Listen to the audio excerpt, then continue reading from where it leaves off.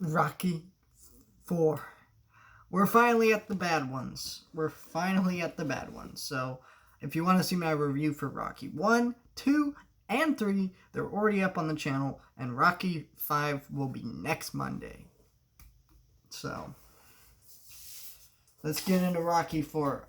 Like I said, this is a bad movie. The third Rocky movie had a bit of goofiness, but it still felt like the first two. It still felt heartfelt. It still had a point to it. It was really good. Though I thought Creed 2 was a better version of Rocky 3, you could still say Rocky 3 was a good movie.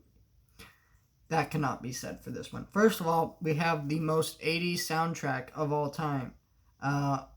Just look up all these songs and you will throw up with how 80s this is. Because, Rocky's always had montages of music, and but most of the montages are usually the score in the first three. And if there was like a montage of a song, it'd be like in the beginning, like in Rocky 3 there was Eye of the Tiger and stuff like that. This was just full of it, and it ruined a lot of the movie because this music is very dated. Nobody listens to it. I did like James Brown's cameo because I love James Brown, but at the same time, it's like the song is one of his worst songs of all time. Geez. And it was bad. Like, there's no other way of putting it. I'm not going to go, oh man, it wasn't bad. No, this was a bad movie. And why it's so bad is just the 80s music and the amount of montages and the way it's directed. Spoilers for this movie.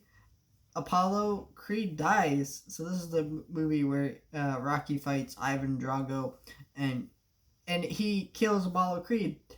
But I don't feel anything when that character dies. And I love that character. He's a great character in the other movies. But he gets into that ring, he dies, and it's so poorly directed, the fight scene. And it's so glossed over. You don't see the powerful emotional moments that the other movies had. No, it's just he just dies and that's it. There's a couple moments where they talk about it, he goes to his wife and his wife's all mad at Rocky and is like, no, you can't go in the fight. There's no way of winning. It's there's the kind of, hey, we're gonna fight.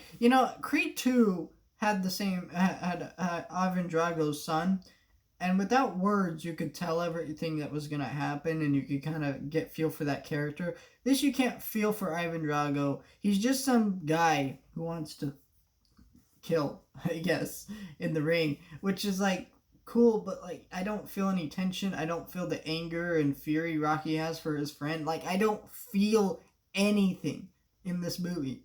I just it's entertaining. There's some weird robot in the movie. It's just cheesy and ridiculous and bad. And yeah, it's mildly entertaining, but